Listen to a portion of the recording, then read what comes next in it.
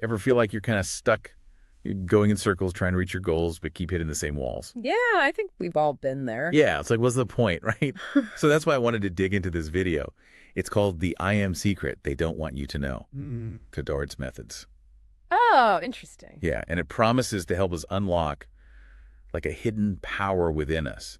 Supposedly, we can manifest our dream lives, but like effortlessly. Effortlessly. Okay, I'm intrigued. Right. Sounds kind of too good to be true. But we're talking about Neville Goddard here. He was a thinker who really believed we're not just along for the ride in life. Like, we're actually the drivers. I've heard that name before, but to be honest, I don't know much about him.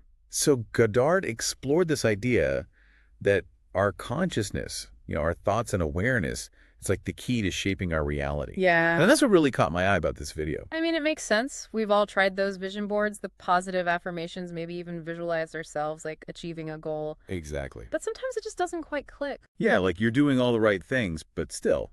Right. So maybe we've been missing something. And that's where Goddard's teachings come in. Okay, so fill me in. What's the missing piece, according to Goddard? Well, he suggests that our consciousness, it's more than just these like fleeting thoughts. It's like this powerful energy that can actually shape the world around us. So it's not passive. It's active. Exactly. Okay, now we're talking. And the video makes this really interesting connection to quantum physics. It suggests that modern science is now validating ancient wisdom. Oh, wow, that's a big claim. Right. And the video points out that everything in the universe is energy vibrating at different frequencies. That includes our thoughts, too. Okay, so every invention, every building, everything we see around us, it all started as a thought in someone's mind. That's the idea. Whoa, even this deep dive we're doing right now was once just a thought. Precisely. And that's what I find so fascinating about Goddard's teachings. It suggests we have way more control than we realize. We're not just reacting to the world, we're creating it. Exactly, with every thought. Okay, so let's unpack this I am concept that the video keeps mentioning. Goddard isn't just talking about the words themselves, right? No, not at all. It feels like he's hinting at something much deeper. Definitely I am is more than just a phrase. It's like this activation of this creative force inside us. Okay, I'm listening. The video uses this analogy that I really like. It says consciousness is like a garden. Okay. And every I am statement we make, it's like planting a seed. I like that. So the question is, what are you growing in your garden of consciousness? Thoughts of abundance, health, love? Or are you letting those weeds of doubt and fear take over? That's powerful. It makes you really stop and think about the quality of your thoughts. It does, doesn't it? Speaking of powerful, so the video shares this story about a woman named Sarah who was dealing with a chronic illness. She had tried like every treatment imaginable. Oh, wow. But nothing seemed to work.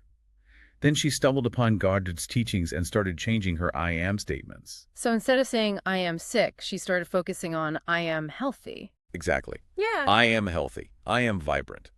And what happened? Well, her health actually started to improve. Even her doctors were surprised by her recovery. That's incredible. It really is. It's a powerful example of how shifting our internal state, our I am, can lead to real changes in our lives. So it's not just positive thinking, it's about shifting our fundamental beliefs about ourselves and the world. Yeah, I think that's a good way to put it. Yeah. And that brings us to the law of assumption, which the video explains as a key principle in Goddard's teachings. The law of assumption. Okay. Sounds pretty intense, Yeah, right? it does. What does it mean? Well, the law of assumption, it goes beyond just hoping or wishing for something. Right. It's about assuming it to be true with absolute certainty. So no doubts whatsoever. Right. Goddard suggests that what we assume, without a shadow of a doubt, it must materialize in our reality. Wow, that's a bold statement. It is. It makes me think about learning to ride a bike. At first, you're wobbly, unsure. You might even fall a few times. Yeah, I remember those days. But once you get it, you don't even think about falling anymore. You just know you can ride. Yeah, you just do it. You assume it to be true, and your body follows suit. Is that what Goddard is talking about? I think that's a great analogy. It's about that unwavering confidence, that inner knowing that something's already true, even if it hasn't shown up in the physical world yet. So the challenge for us becomes, what assumptions are we holding on to that might be holding us back? Are we assuming we're not good enough, not worthy, or not capable of achieving our dreams? It's a good question for everyone listening to consider. Because if we're unconsciously assuming limitations, we might be unknowingly sabotaging our own success. Like self-fulfilling prophecy almost. Right. Now let's dive into this concept of living from the end. It seems to be more than just typical visualization, right? Absolutely. Living from the end is about shifting our entire state of being to align with our desired reality. So it's not just picturing ourselves with the outcome. It's about feeling the emotions, embodying the thoughts, even acting as if that desire is already fulfilled. You got it. It's about closing the gap between where you are now and where you want to be by merging your present state with your desired future state. So instead of just visualizing myself landing my dream job, I would start to feel the success, the confidence, and the satisfaction that comes with having that job. I might even start walking and dressing like the person who already has that dream job. Exactly. It's all about embodying that reality now. The video suggests a simple but powerful exercise. Just imagine someone congratulating you on achieving your goal. Ooh, I like that. That act of imagining someone acknowledging your success can help make it feel more real. It's like anchoring that feeling of having already accomplished your desire. Exactly. And that leads us to another fascinating tool, imaginal acts. Imaginal acts? Okay, this is getting good. So are imaginal acts like creating mini-movies in our minds? What makes them different from just regular daydreaming? Well, imaginal acts are deliberate and specific scenes that we create and play out in our imagination. And they're designed to imply that our desire is already a reality. Goddard was very specific about the importance of keeping these scenes short, vivid, and sensory-rich. So the more real we can make it feel, the more powerful it becomes. Exactly. So if someone is trying to manifest a loving relationship, they wouldn't just imagine themselves with a partner. They might imagine walking hand in hand on the beach, feeling the warmth of their partner's hand, hearing their laughter, smelling the salty air. That's it. The key is to engage all the senses and make the experience so real in your mind that it evokes genuine emotion. It's like you're stepping into that desired reality and experiencing it fully. Okay, I have to admit, I'm listening to all this, and part of me is thinking, this sounds too good to be true. I'm sure I'm not the only one who feels a little skeptical. Oh, absolutely. It's completely natural to have doubts, especially when we're encountering new ideas that challenge our existing beliefs. So how does Goddard explain it when things don't seem to go our way, even when we're trying to apply these principles? What about all those times when we feel like our efforts are falling flat? That's where Goddard introduces the concept of mental barriers, those deeply ingrained beliefs and assumptions that can block our ability to manifest our desires. Mental barriers. Yeah, he reminds us that even the most deeply held beliefs were learned at some point. Oh, interesting. And if we can learn them, we can also unlearn them and replace them with new, more empowering beliefs. So it's like realizing that our assumptions about reality, those things we take for granted as true, are actually just that, assumptions. And we have the power to choose which assumptions we want to live by. Exactly. We have the power to decide whether we want to cling to those old limiting beliefs that keep us stuck, or whether we want to embrace new, expansive beliefs that open us up to a world of possibilities. It's about recognizing that we're not victims of our circumstances. We're actually the architects of our reality. And that brings us to this concept of the bridge of incidents, which the video describes as a mysterious element of the manifestation process. It sounds a bit like stepping into the unknown. The bridge of incidents is one of the most intriguing aspects of Goddard's teachings. It's the idea that once we start aligning our consciousness with our desires, seemingly random events begin to occur that guide us towards those desires, even if it doesn't make sense logically. So it's not always a straight line? Nope. It's like the universe starts rearranging itself to match our new internal state. So we might not see how it's all going to play out, but we just have to trust the process. Trust is key. The video shares a story about a guy named David who was dreaming of starting his own business, but he had no money or experience. He decided to focus on feeling like he was already a successful entrepreneur. Interesting. And within a few weeks, he randomly met someone at a coffee shop who ended up becoming his mentor and investor. Talk about a lucky break. Or perhaps it was the bridge of incidents in action. Right. Goddard suggests that we shouldn't get too hung up on figuring out how things will manifest. The key is to trust that the universe will orchestrate the necessary events to bring our desires to fruition.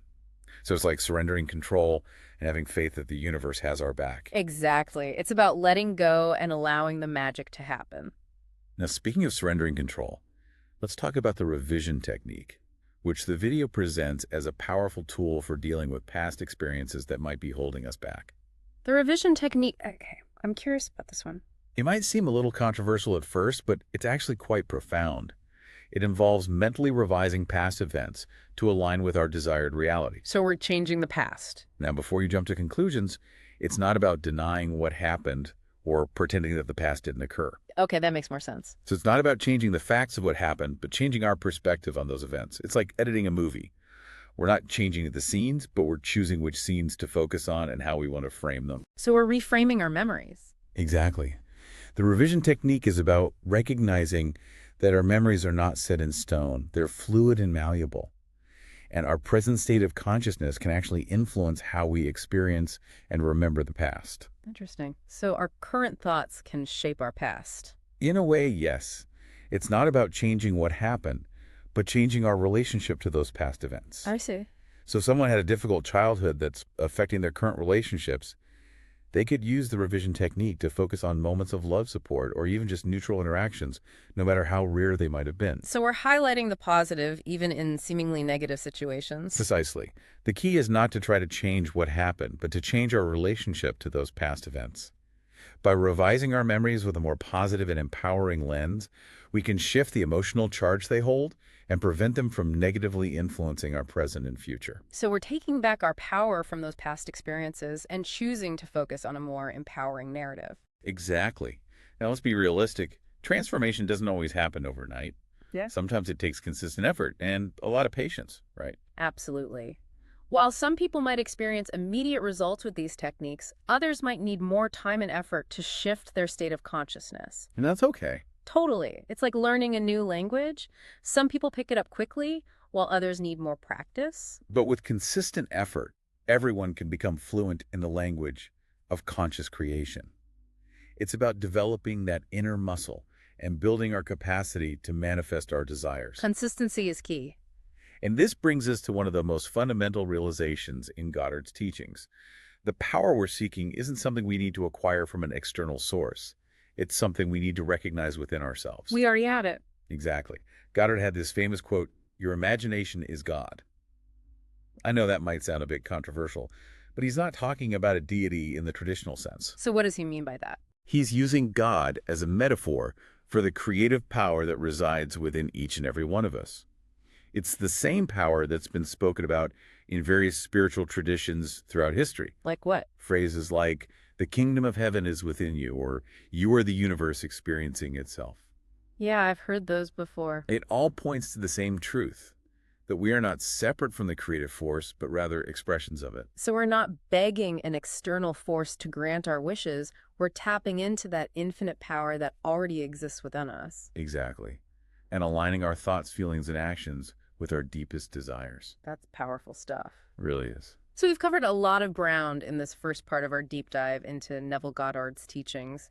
We've talked about the power of I am statements, the law of assumption, living from the end imaginal acts, and even touched on the revision technique. We've explored the idea that our thoughts are not just fleeting things, but powerful energies that can shape our world, and that we have the power to choose which beliefs and assumptions we want to live by. We've also talked about the bridge of incidents, those seemingly random events that can guide us towards our desires, and the importance of surrendering to the process and trusting that the universe is conspiring to support us.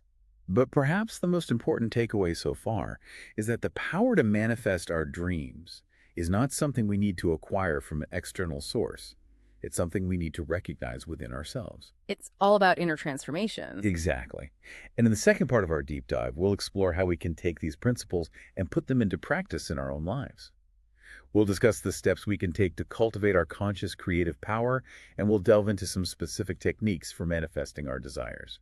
Stay tuned for part 2. I can't wait. You know, it's really empowering when you start to grasp just how deep Goddard's ideas go. It is right. This idea that we're not just watching everything happen around us, but we're actually shaping our own reality. Exactly. And it's interesting how his ideas seem to connect with so many other spiritual teachings, even if they use different words. Totally. It's like they're all pointing to the same truth. The power to change our lives. It's not out there somewhere. It's within us. Precisely. Like all these different paths leading up the same mountain, you know, that realization that we have way more power than we think. Okay, so let's get practical.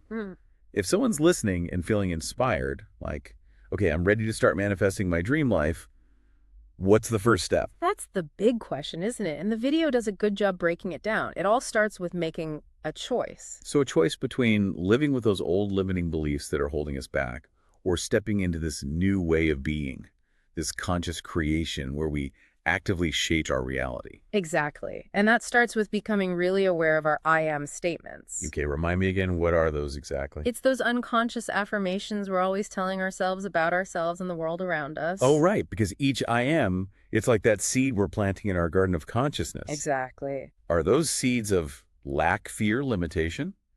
Or are we growing a garden of abundance, joy, love? Now you're getting it. And the video reminds us that Goddard's law of assumption, it's always at work, whether we realize it or not. Whatever we assume to be true with total conviction, it's going to show up in our lives eventually. It's like gravity. You don't have to Yeah. think about it for it to work. So if we're always thinking, I'm not good enough, or I'll never achieve my dreams, we're basically setting ourselves up for failure. It's like we're programming ourselves for those outcomes. So we have to be intentional about the thoughts we choose and the beliefs we hold. Exactly. So, okay, we've planted the seeds with our I am statements. What's next? How do we actually cultivate them and help them grow into our reality? That's where those techniques we talked about in the first part come in, living from the end, imaginal acts, and even the revision technique. Oh, right. They're like the tools we can use to water those seeds, nurture them, help them grow into what we want. Exactly. So just to recap, living from the end is about stepping into the shoes of the person we want to become, feeling the emotions, embodying the mindset of someone who's already achieved our goal. It's closing that gap between where we are and where we want to be acting as if it's already true. And imaginal acts, those are like creating those mini movies in our minds, Right? but with a specific purpose. Right. They're designed to make our desire feel so real, so tangible, that it becomes almost impossible to doubt.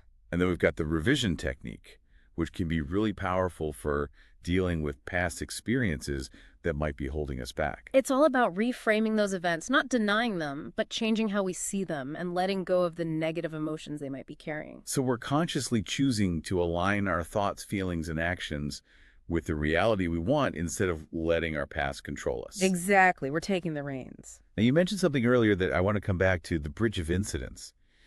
It seems like that part of the journey where we have to kind of surrender control and trust that the universe is working its magic behind the scenes. Yeah, the bridge of incidents can be exciting and maybe a little scary for some. It's where we let go of trying to control every little thing and let the universe do its thing. So we set an intention, visualize the outcome, and then things start happening that seem to guide us toward our goal, even if it doesn't make sense at the time. It's like following a trail of breadcrumbs you didn't even know you were leaving. So we need to be open and pay attention to those signs, those synchronicities. Absolutely. They can show up in unexpected ways, a chance meeting a book that catches your eye at just the right time, a sudden inspiration. We just got to be ready. Right. It's about trusting that the universe is working behind the scenes, even when we can't see the full picture. Okay, so let's be real for a second. This stuff takes effort, right? It's not just sitting on the couch and daydreaming our way to a better life. No, it definitely takes work. Conscious creation is a practice, a commitment to changing our inner world so that our outer world can change too. It's recognizing that we spent a lifetime training ourselves to focus on what's wrong, what we don't have, what we're afraid of. Because it's easy to get caught up in the negative. It's like our default setting. So we have to work to reprogram our minds to focus on the positive, the possible, the abundant. We have to train ourselves to see the world through a new lens, a lens of possibility and creation. And that's where the magic happens. That's where it all starts. When we break free from those old limiting beliefs and step into the limitless potential we all have. I love that. It's like we're claiming our birthright as creators. Yeah. But what about those times when it feels like nothing's working? When we're doing all the things, visualizing, affirming, but not seeing results? What happens when we hit a wall? That's when it's so important to remember that persistence is key. Like learning any new skill, mastering conscious creation takes time, practice, and a lot of patience. Like learning an instrument. You don't pick up a guitar for the first time and suddenly become Jimi Hendrix. Exactly. It takes practice, dedication, a willingness to learn even when we mess up. And just like a muscle gets stronger with each workout, our ability to manifest our desires gets stronger with each effort, even if we don't see results right away. It's a process. So trust the process, even when it's tough. And remember that every experience, even the ones that feel like setbacks, are opportunities to grow and learn Every experience is a lesson. So it's like planting those seeds and then patiently tending the garden, knowing that eventually those seeds will sprout and blossom into the reality we've been working towards. Exactly. Now, there's one more piece I want to add to this. Self-love. Self-love. Oh, that's so important, but easy to forget. It's the foundation for all true manifestation. If we don't believe we deserve good things, if we're always putting ourselves down or comparing ourselves to others, we're blocking the flow. It's like trying to fill a bucket with a hole in the bottom. Perfect analogy. So self-love is about knowing our worth, embracing our imperfections, treating ourselves with kindness, just like we would treat a friend. It's about silencing that inner critic that tells us we're not enough and replacing it with a voice of encouragement. Because when we truly love and accept ourselves, we create the space for our desires to take root and grow. We open ourselves to all the good stuff. And we start to attract the right people, the right opportunities, the experiences that are meant for us. Okay, so we've talked about the power of our thoughts, the importance of I am statements, techniques for manifesting persistence, self-love. It's a lot. It is. And the best part is it's a journey. There's always more to learn, more to explore, more to create. But where do we go from here? If someone's listening feeling inspired, what's the next step? What's one thing they can do today? The video suggests a really powerful exercise. It's about identifying one I am statement that really resonates with your heart's desire, that one core belief you want to manifest. So instead of trying to do a million things at once, we focus on that one burning desire, that one truth we want to bring to life. Exactly. We choose one seed to plant and nurture with everything we've got. So we laser focus our attention and then use all the tools we've been talking about to help it grow. As we focus on that one I am, repeat it throughout the day, feel it in our bones, embody it as if it's already real. We're sending a strong message to the universe. We're aligning our energy with our desire. Precisely. Now, I know some people might be thinking, but what about all my other dreams? Do I have to forget about them while I focus on just this one? Not at all. Conscious creation is ongoing. Once you figured out how to manifest one desire, you can use those same principles for anything. So we build momentum, starting with one goal, mastering the process, and then expanding our creative power to all our dreams one by one. Exactly. And remembering that the journey is just as important as the destination. As we embrace conscious creation, we're not just changing the world around us, but we're transforming ourselves too. We're becoming more aligned with who we really are, more connected to that creative source, more empowered to create a life full of purpose, joy, abundance. And as we keep going on this journey, there's something else that often comes up. Surrender. Surrender. Isn't that like giving up? Surrender when it comes to manifestation, it's not giving up on our dreams. It's letting go of needing to control every detail of how they happen, trusting that the universe has a plan. So not being passive, but releasing the need to force things to happen on our timeline or in a specific way. Yeah, letting the universe work its magic. So we might end up somewhere even better than we imagined. Exactly. The video tells the story about a woman who was determined to have this new career in a specific field. Okay. She'd been working towards it for months, visualizing, affirming, networking, but nothing seemed to be moving. Then one day she got a job offer in a totally different field. Oh, wow. At first she was disappointed. It wasn't what she'd planned, but then she decided to go with the flow. She took the job, and within a few months she realized that this unexpected opportunity was actually leading her right to her goal. So by surrendering to the unexpected, she ended up in a better place. Exactly. Surrender isn't giving up on our dreams. It's letting go of our attachment to a specific outcome and trusting that the universe knows best. Okay, I think I get it.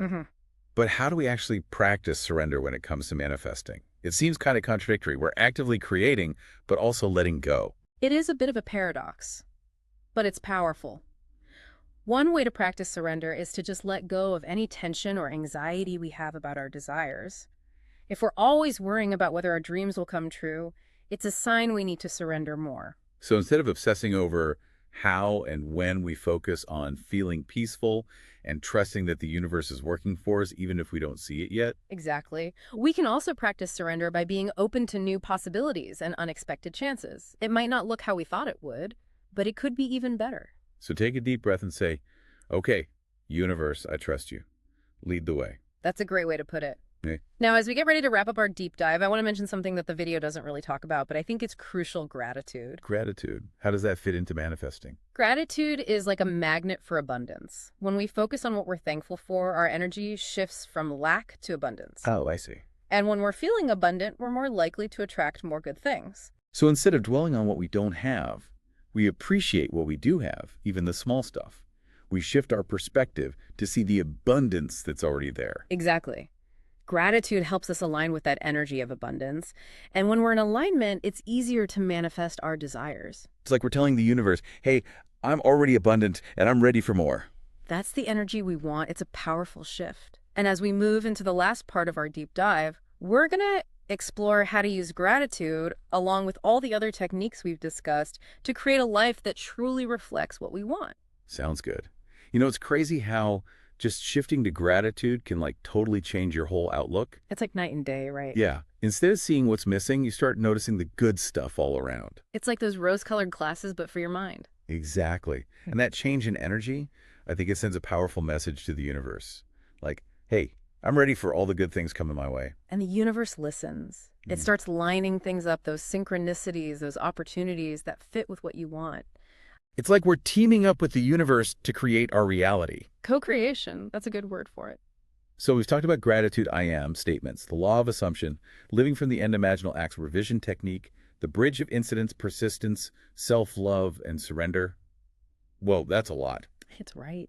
We've been on a journey through Neville Goddard's teachings and this incredible potential we all have to shape our lives. But before we wrap up, I want to touch on one more thing that's super important. Letting go of attachment to the outcome. Yeah, that's a tricky one, but so essential. It's about not needing to control every tiny detail of how things unfold. Trusting that the universe has a plan even if we can't see it. Because sometimes we get so focused on a specific result that we actually block the flow. Like trying to force a square peg in a round hole. Perfect analogy. When we hold on too tight, we create resistance. It's like saying to the universe, I only want this if it looks exactly this way. So we limit the possibilities. Exactly. It's like saying, I only want abundance if I win the lottery, when there are endless ways for abundance to show up. Right, so letting go of attachment doesn't mean giving up on our dreams. No, not at all. It just means we stop trying to micromanage and trust that the universe will deliver in the perfect way and time. Like planting a seed and then having faith that it'll grow into a beautiful flower without you digging it up every day to check on it. Exactly. Trusting the process, letting the universe do its thing. That's it. Now, I know some people might be thinking, what if it doesn't work for me? What if I do all the things and nothing happens?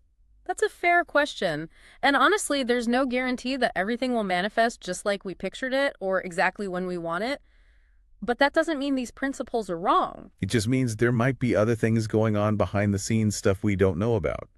Or maybe there's a lesson we need to learn first. Right. Sometimes the universe has a different plan, something even better than we could have imagined. But if we're not open, if we're stuck on that one vision, we might miss out. So we got to be flexible and ready for those unexpected turns. Exactly. And remember, the journey is just as important as the destination. This whole process of conscious creation, it's not just about getting stuff. It's about growing as a person, finding ourselves becoming more aligned. It's about becoming the creators we were always meant to be. That's beautifully said. So as we wrap up this deep dive, I want to leave you with this. Mm-hmm. What if everything you need to create your dream life is already within you? What if the power you're looking for is already there, just waiting to be unleashed? I love that. What if the only thing stopping you is your own belief in yourself? It's a powerful thought, isn't it? I encourage you to keep exploring these teachings. Try out these techniques and see what you can create. The possibilities are endless. Because you are a powerful creator. You can manifest anything you set your mind to. To go out there and make those dreams a reality. And that's a wrap on this deep dive into Neville Goddard's I Am Secret. It's been a pleasure exploring this with you. Thanks for joining us. We hope you learned something new and feel inspired to start consciously creating your own amazing life. Until next time, keep diving deep, keep exploring, and keep believing in yourself.